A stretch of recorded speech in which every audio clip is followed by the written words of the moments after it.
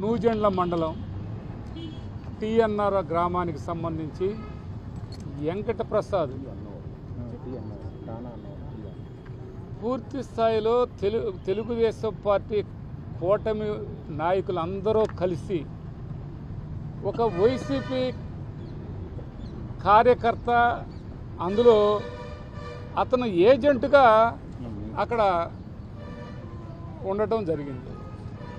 మొన్న పోయిన ఎలక్షన్కి 24 ఎలక్షన్ అంటే గతంలో ఎప్పుడు కూడా టీఎన్ఆర్ గ్రామం ముతరాజుపాలెం ఈ 2 గ్రామాలు ఒక్క ఓటు వాళ్ళు కావాలని 4 ఓట్లు వేయటం తప్ప ఏనాడు అవతల పార్టీకి ఓట్లు వేయరు. అంతా రిగ్గింగ్ చేసుకుంటారు. తెలుగుదేశం పార్టీ జీవీఎస్ ఆంజనేయులు గారి ఆధ్వర్యంలో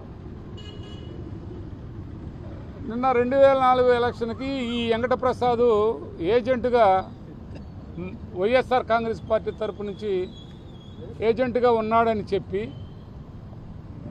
గత కొంతకాలంగా ఒక ప్లాన్ చేస్తూ ఉన్నారు. ఇతన్ని ఏ కాడికి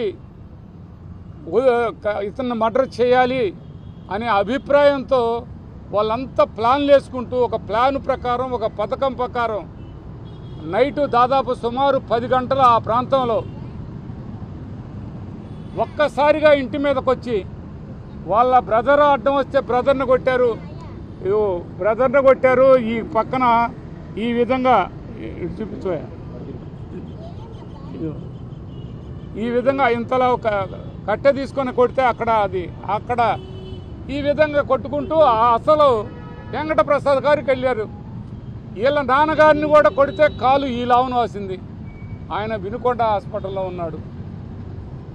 అదే కాకుండా వెంకటప్రసాద్కి పూర్తి స్థాయిలో వెంకటప్రసాద్ లేకపోతే ఈ టీఎన్ఆర్ గ్రామంలో ఇక రిగ్గింగ్ చేసుకోవచ్చు. మళ్ళా అతను రేపు పంచాయతీలకు కూడా పంచాయతీ అంటే తెల్లబాడు టీఎన్ఆర్ రెంట్కి సంబంధించింది ఇతను ఉండకూడదనే అభిప్రాయంతో ఈ విధమైనటువంటి దారుణాన్ని చేయించారు జీవీఎస్ ఆంజనేయులు ప్లస్ కూటమి ప్రభుత్వం. రెడ్ బుక్ రాజ్యాంగం ఆ రెడ్ బుక్ రాజ్యాంగంలో దాంట్లో భాగంగా లోకేష్ గారు ఒక ప్లాన్ చేసి వీళ్ళందరూ ఒక పథకం ప్రకారం చేశారు. కానీ చనిపోయాడని వెళ్ళిపోయారు. ఆ రక్తం మడుగులో పడిపోయేవారికి చనిపోయాడని వెళ్ళిపోయిన తర్వాత ఆ ఊళ్ళో ఉన్న వాళ్ళందరూ తీసుకొని వచ్చారు. 4 అయ్యో పాపం చచ్చిపోతారని తీసుకొస్తే గవర్నమెంట్ హాస్పిటల్కి వస్తే కూడా అక్కడ కూడా హాస్పిటల్లోకి రానిలా మా వల్ల కాదు అని చెప్పించారు. ఇక్కడ గవర్నమెంట్ హాస్పిటల్లో అవకాశం వల్ల ప్రైవేట్ హాస్పిటల్కి వచ్చే శక్తి సామర్థ్యం వాళ్ళ దగ్గర లేదు. అయినా కానీ ఇక్కడికి రావటం వచ్చి ఆపరేషన్ చేశారు. దాదాపుగా లోపలికి కత్తి పొట్ట కింద భాగంలో నుంచి గుండెల దాకా వెళ్ళని పరిస్థితి. ఇలాంటి పరిస్థితికి ఎందుకు చెప్తున్నా అంటే ఇంత దారుణం చేసి పెట్టే కేసు పెట్టారండి 224. అతను కూడా ఇతని మీద కూడా పెట్టారు అదే కేసు. అసలు ఈ దారుణం ఏంది అంటే వాడే గీసుకున్నాడు అని చెప్తారు. ఎంత దారుణంగా మాట్లాడుతున్నారంటే ఆ ఆంజనేయులు గారి పక్కన ఇంకొక ఆయన వీళ్ళందరూ కలిసి దీన్ని మరోలా సృష్టిస్తాలని ఆయన వైసీపీకి సంబంధించిన ఆయనే వాళ్ళిద్దరూ వైసీపీ వాళ్ళేనని మొన్న కండ వేసి వాడికి వైసీపీ కండ ఒకటేసి ఒక ఫోటో తీసి వీళ్ళిద్దరూ వైసీపీ కుటుంబ తగాదని చెప్పారు. ఇది ఎట్లా దారుణంగా ఉందంటే అతి దారుణం అండి. ఈ కేసు పెట్టే విధానం కానీ కనీసం వాళ్ళ పార్టీ వాళ్ళని మా పార్టీ వాళ్ళుగా చిత్రీకరించడం. జీవీఎస్ ఆంజనేయులు అమ్మటి ఇంకొక ఆయన మక్కిన మల్లికార్జునరావు అని ఆయనకు కూడా మొన్నటిదాకా జగన్మోహన్ రెడ్డి వేసిన కండవే ఉంది. ఆ కండవం చూపించి ఆయన చేసిన తప్పులన్నిటికీ వైసీపీ బాధ్యత వహించాలా మీరు చెప్పండి. ఇప్పుడు ఇవాళ కొంతమంది ఈ పార్టీలోంచి ఆ పార్టీలో పోయినారు. వాళ్ళ కండవలు వేసుకుంటారు. వాళ్ళు ఇవాళ చేసే తప్పులకి మా వైఎస్ఆర్ కాంగ్రెస్ పార్టీ మా జగన్మోహన్ రెడ్డి కారణం కాదు కదా. ఇది ఆలోచించాల్సిన అవసరం ఉంది. పూర్తి స్థాయిలో 307 అటెంప్ట్ మర్డర్ చేసే కార్యక్రమాన్ని తొలగించి వాళ్ళు పెట్టే కేసు పెట్టి దాన్ని చేతులు దులుపుకుందాం అనుకొని వ్యవహారం చేస్తున్నారు. పోలీసు వారు పూర్తి స్థాయిలో గమనించాల్సిన అవసరం ఉంది. ఇది శాశ్వతం కాదు. మీరు 100% అన్ని విధాల తప్పు చేస్తున్నారు. అది మంచి పద్ధతి కాదు. అది 307 అని అందరికీ తెలుసు. మీరే అందులో వాళ్ళ నాన్న చేత ఏలు ముద్ర వేయించుకొని మీ ఇష్టం వచ్చినట్టు రాపించుకోవటం దారుణం. వాళ్ళ నాన్న చేత ఏలు ముద్ర వేయించుకున్నారు, వాళ్ళు ఇష్టం వచ్చినట్టు రాసుకున్నారు. ఇది కరెక్టా? అదేగాక బ్రహ్మనాయుడు గారు సృష్టించిందేనని చెప్తాడు. బ్రహ్మనాయుడు గారు సృష్టించడం ఏంటి? మీరు పొడిచి మీ ప్రోత్బలంతో ఆంజనేయులు గారు కానీ లోకేష్ గారి దగ్గర నుంచి ఆ ఊర్లో రిగ్గింగ్ జరగాలంటే ఈ వెంకట ప్రసాద్ అనేవాడు ఉండకూడదు, వాడిని పూర్తి స్థాయిలో వాడిని పొడిచేయాలి అని నిర్ణయించుకొని ప్లాన్ చేసింది మీరు. ఈ ప్లాన్కి మీరు కూడా అందరూ బిడ్డలు ఉన్నోళ్ళమే.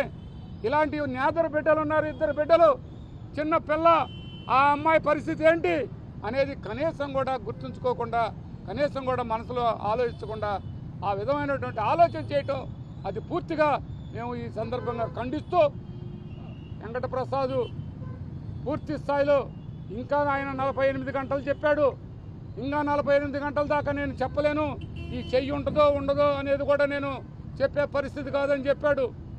వీటన్నింటినీ దృష్టిలో పెట్టుకొని మీరు పోలీసు వ్యవస్థ మీరు 100% కరెక్ట్గా చేయని పక్షంలో అది మేము ప్రైవేట్ కేసుకైనా వెళ్తామని కూడా ఈ సందర్భంగా తెలియపరచుకుంటూ, పూర్తి స్థాయిలో ఇవన్నీ కూడా న్యాయం జరగాలి వెంకట ప్రసాద్ కని ఈ సందర్భంగా తెలియపరచుకుంటూ సెలవు తీసుకుంటున్నాను. ప్రధానంగా ముఖ్యమైన విషయాలన్నీ బ్రహ్మనాయుడు గారు మాట్లాడారు. నేను మాట్లాడేది ఏమిటంటే, మొట్టమొదటిది బాధితుడు బాకుతో పొట్టలో పొడిచారని చెప్పి ఎఫ్ఐఆర్లో రాయటం జరిగింది. ఇవాళ హాస్పిటల్లో ఇంజరీస్ చూస్తే దాదాపు 5 ఇంచెస్ ఇంజరీ, ఇక్కడి నుంచి ఇక్కడ దాకా గుండె మధ్యలోంచి కత్తితో పొడిస్తే డాక్టర్ గారు కూడా చెప్తా ఉన్నారు, గుండెకి మధ్యలో పియర్స్ చేసుకుంటూ 2 ఊపిరితిత్తుల మధ్యలోంచి గుండె దాకా వెళ్ళిందని. రెండోది చెయ్యి నరాలు, కుడి చెయ్యి రక్తనాళం కట్ అయిపోయింది, నరాలు కట్ అయిపోయినాయి, చెయ్యి పనిచేయటం లేదు పూర్తిగా. అది కూడా కత్తితో, పదునైన కత్తితో చాలా లోతుగా గాయం తగిలిందని చెప్తా ఉన్నారు. అంటే కత్తితో పొడిచిన గుండెల మధ్యలో పొట్టలో బాకుతో, మీ మాటల్లో పోలీసు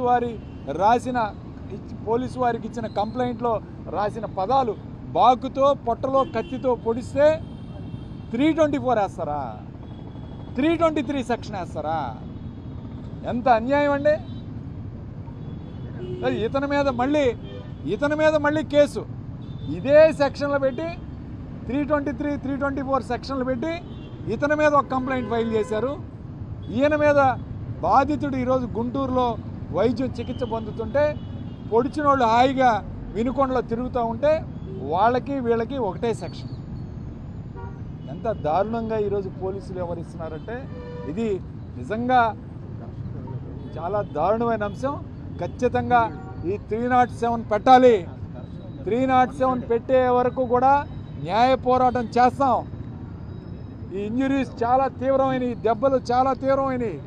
దీన్ని తేలిగ్గా తీసుకొని కర్రలతో కొట్టినట్టు 324 సెక్షన్ పెట్టడం చాలా దారుణమైన అంశం. రెండోది, బీసీ సామాజిక వర్గం చెందిన వ్యక్తి ఇతను.